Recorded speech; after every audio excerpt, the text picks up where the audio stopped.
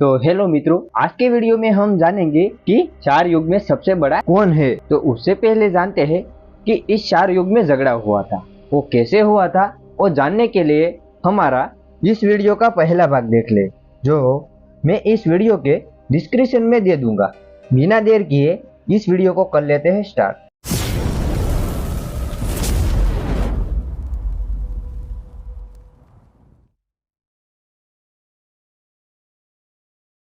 Video के and में आपने देखा कि भगवान शिव ने 100 टन का परसा कैलाश की भूमि पर रख दिया था और परसे के पास ही एक चावल का ढेर लगा दिया था जो बहुत बड़ा था। भगवान शिव ने चारों युग को बुलाया और कहा कि तुम चारों यह देख रहे हो, यह परसा तुम्हारे सामने पड़ा है। तुम्हें इस परसे में भोजन बनाना है और मेरे 500 गणों को भोजन करवाना है। पहले सतयुग को बुलाया और कहा कि तुम अपने युग के व्यक्ति को बुलाओ और उस परसे में भोजन बनवाओ और मेरे 500 गण को भोजन करवाओ।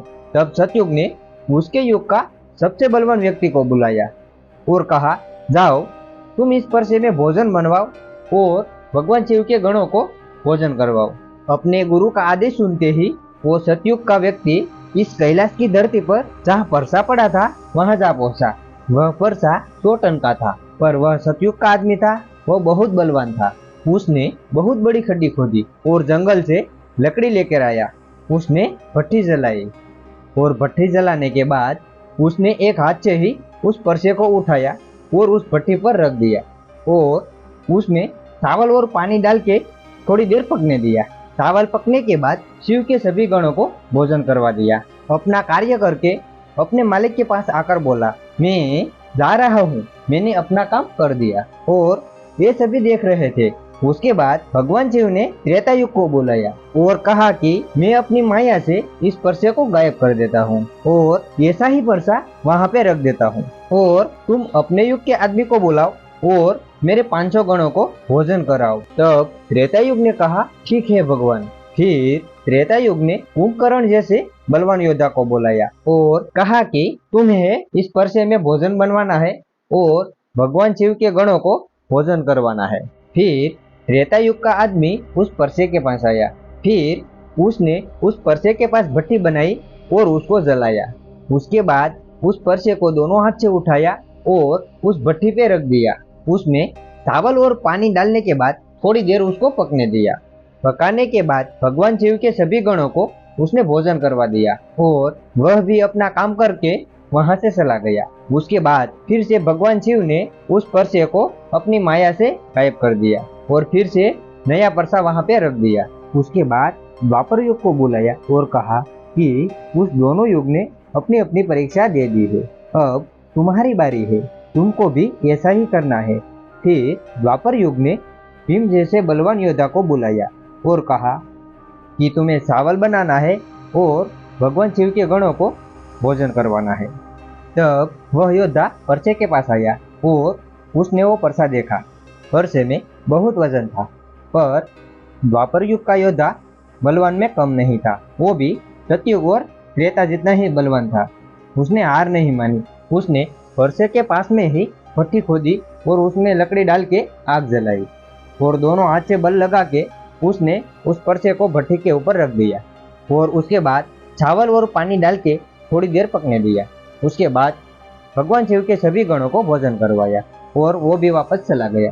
फिर उसके बाद भगवान शिव ने कलयुग को बुलाया और कहा, तुम ये परसे देख रहे हो, उसका वजन कम नहीं होगा, अब परीक्षा तुम्हें देनी होगी।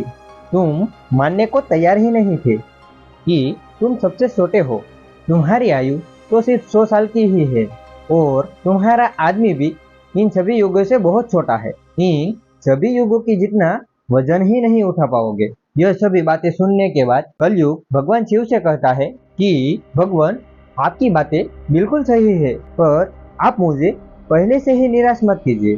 प्रभु, आप तो न्याय करता है, सबको एक मौका तो मिलना ही चाहिए, मुझे भी एक मौका दीजिए। बाद में हम हार जाए तो एक बात अलग है, तब हम भी अपने हार स्वीकार कर लेंगे।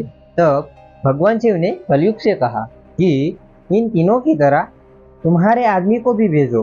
तब कलयुग ने कहा, भगवान, पहले आप मेरा तमाशा देखना। यह बात सुन के सभी हंसने लगे। भगवान शिव भी असंभित हो गए। तब कलयुग ने अपने शासनकाल के सबसे बुद्धिशाली आदमी को बुलाया और कहा कि तुम्हें अपनी शक्ति दिखानी है। अभी परीक्षा का समय है। हम परीक्षा में असफल हो गए तो मैं सबसे छोटा हो जाऊंगा। तब वह व्यक्ति बोला कि आप 1% की बात कर रहे हो, ऐसा तो 1000% रख दे, फिर भी हम हार नहीं मान सकते। यह सुनकर तीनों युग हंसने लगे और कहने लगे कि इन व्यक्ति की लंबाई सिर्फ 3 हाथ है, यह क्या कर पाएगा। तब कलयुग बोला, आप बस देखते रहिए। कलयुग का व्यक्ति उस परसे के पास आया और देखा कि ये परसा सच में बहुत भारी है। उसने दिमाग लगाया, उस परसे को हिलाया भी नहीं। वह परसे के नीचे ही उसने भट्टी खोद दी और उसमें लकड़ी डाल के भट्टी को जलाया। चावल और पानी डाल के उसको थोड़ी देर पकने दिया और भगवान शिव के गणों की सहायता से उसने सभी गणों को भोजन करवा दिया। और फिर वह अपने मालिक के पास आया और कहा कि हे मालिक, मैंने अपना काम कर दिया।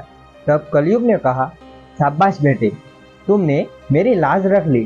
तब भगवान शिव और तीनों युग यह देखकर अचंभित हो गए। तब कलयुग भगवान शिव से कहता है कि हे भगवान, अब आप निर्णय कीजिए, हम चारों में से कौन सबसे बड़ा है। भगवान शिव ने कहा कि मैंने आप चारों की परीक्षा ली। उसमें सबसे पहले सतयुग का आदमी आया। उसने परसा उठाया, चावल बनाया और मेरे गणों को भोजन करवाया। फिर त्रेता युग के आदमी ने भी वैसा ही किया, परसा उठाया, भोजन बनाया और मेरे गणों को भोजन करवाया। फिर द्वापर का व्यक्ति ने भी वही किया, परसा उठाया, चावल बनाया और मेरे गणों को भोजन करवाया। पर कलयुग का व्यक्ति इतना छोटा था और शायद उसे यह परसा हिलता भी नहीं। पर उसने कैसा दिमाग लगाया, उसने परसे को हिलाया भी नहीं, उसके नीचे ही भट्टी खोद दी और उसमें चावल पानी डाल के भोजन बनाया और मेरे सभी गणों को भोजन करवाया, वो भी मेरे गणों की सहायता से। इसीलिए कलयुग को सबसे बुद्धिशाली और सबसे बड़ा युग कहा जाएगा। तो फिर यह वीडियो आपको कैसा लगा कमेंट सेक्शन में जरूर बताना और आपको अच्छा लगा तो प्लीज एक प्यारा सा लाइक भी जरूर दे देना।